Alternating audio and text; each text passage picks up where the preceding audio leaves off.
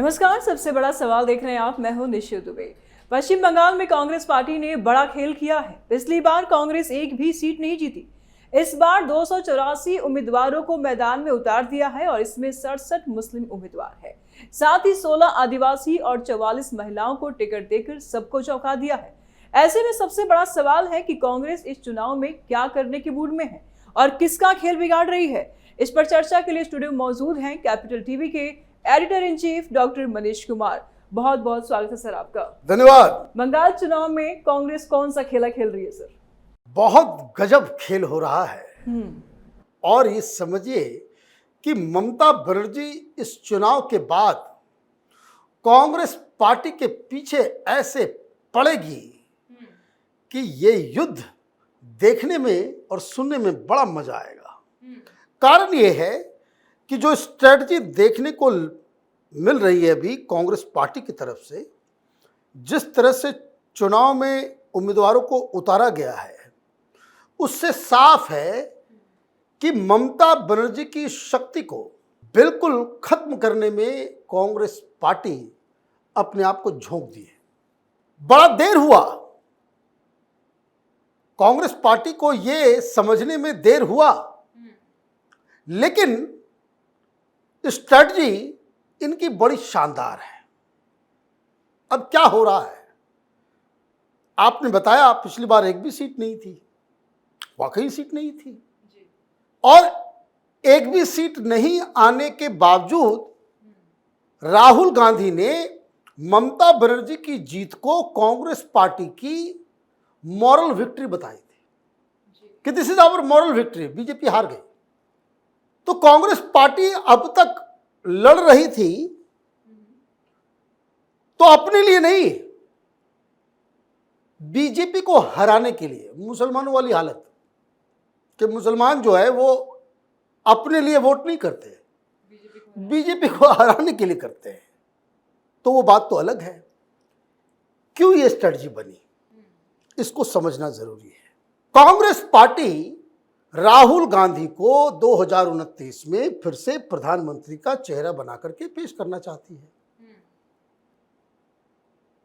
तो who are the Challengers? वामपंथियों से भी इन्होंने इस बार, पिछली बार वामपंथियों के साथ मिलकर चुनाव, इस बार अकेले लड़ रही है। क्यों? क्योंकि राहुल गांधी विपक्ष के एक छत्र और एक बड़े नेता होंगे, इसमें बाधा कहां कहां से आएगी? भारतीय जनता पार्टी जो कर रही है तो कर ही रही है, लेकिन विपक्ष में जो विपक्ष का स्पेस है उसका एकमात्र यूनानिमस लीडर राहुल गांधी बने। ये स्ट्रेटजी लेकर के ही राहुल गांधी बाकायदा लोकसभा के अंदर या संसद सत्र के दौरान वो, और ये कहना पड़ेगा कि वो जो भी कुछ करते हैं, मुसलमानों में उनकी पॉपुलैरिटी बढ़ी है। जो मोदी को नहीं चाहते हैं उनको लगता है कि नहीं, राहुल गांधी ठीक कर रहे हैं। लेकिन दिक्कत क्या है, ये तीन लीडर उनके लिए भविष्य में खतरा पैदा करेंगे। एक स्टालिन, क्योंकि बहुत सारी सीटें जीत के आते हैं, लेकिन वो देख रहे हैं कि उस बार तो उसकी पटरी से वो गाड़ी उतरने वाली है। तो स्टालिन अगर सरकार में नहीं रहेंगे तो डीएमके पावरलेस हो जाएगी। दूसरा नंबर है अखिलेश यादव का। इसलिए देखिए अखिलेश यादव के पीछे भी पड़ी हुई रहती है, बहुत बड़ा रोड़ा है, क्योंकि इतने सारे सीटें लेकर के आ जाता है तो वो हैंडल घुमाता है। राजनीति सब पार्टी अपने अपने लिए करती है ना। इसलिए यूपी के मुस्लिम लीडर्स को बाकायदा कांग्रेस पार्टी प्रमोट करती है। भाई ये कोई ज्ञानी महात्मा थोड़ी है।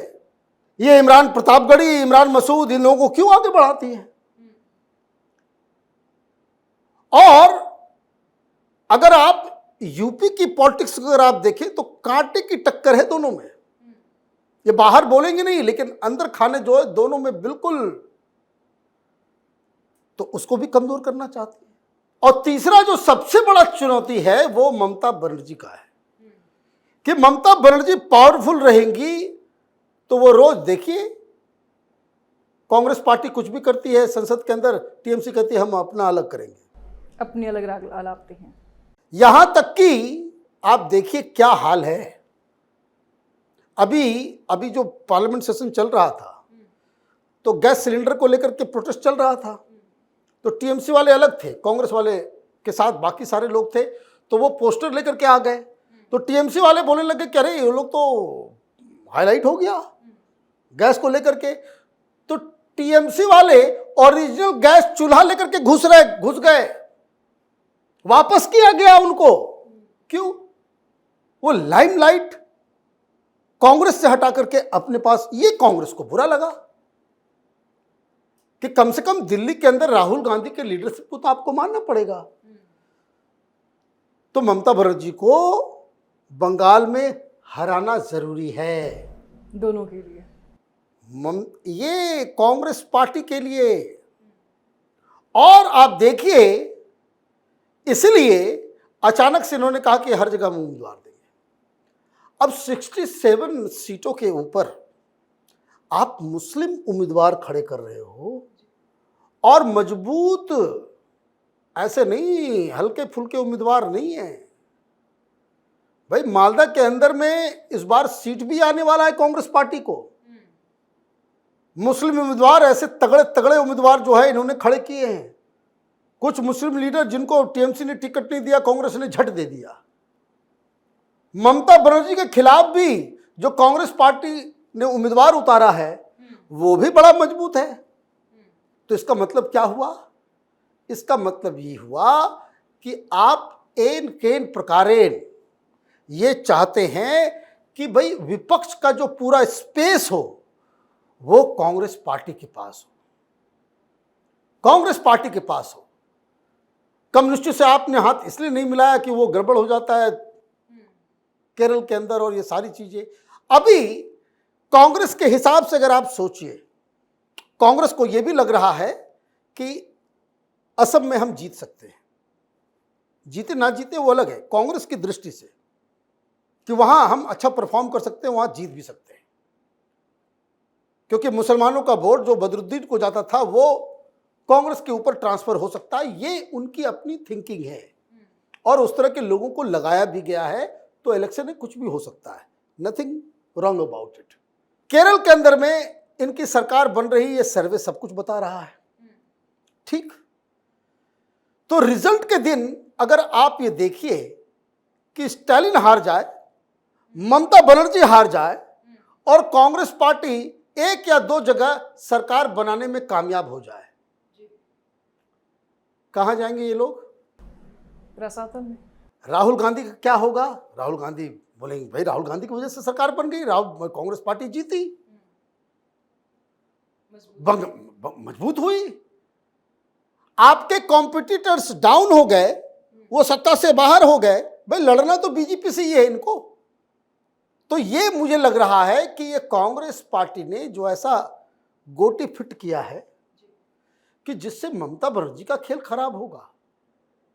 और ये मैं कह रहा हूं, इसीलिए ममता बनर्जी अभी राहुल गांधी वगैरह किसी के बारे में कुछ नहीं बोल रही। और ये ज्यादा, और जिसको कह सकते हैं कि रिश्ते खराब हुए जब राहुल गांधी तो ममता दीदी ममता बनर्जी आ रही है, मिल रही है, भाई इंडी गठबंधन, तो ममता बनर्जी की पार्टी की तरफ से आ जाता है बीच में कि नहीं इंडी गठबंधन में राहुल गांधी का लीडरशिप को हटा करके कोई और लीडर बनना चाहिए।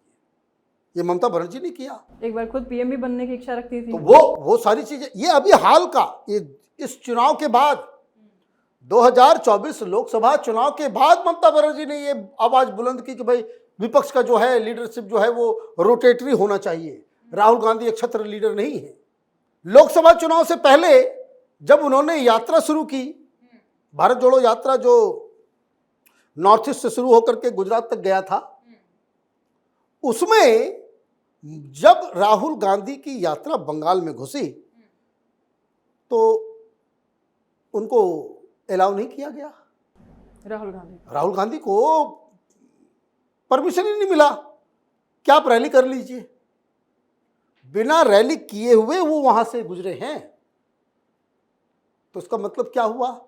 इसका मतलब तो साफ है कि ये जो इंडी गठबंधन है उसमें बहुत ही घोर किस्म का जो है कंपटीशन चल रहा है और उसका परिणाम ये है कि कांग्रेस ने अब ये सोच लिया है बीजेपी जीते तो जीते, लेकिन इंडी गठबंधन में राहुल गांधी के नेतृत्व पर सवाल खड़े करने वाले जितने भी लीडर हैं वो सबको हारना चाहिए, नहीं हारेंगे तो हम हरवाएंगे।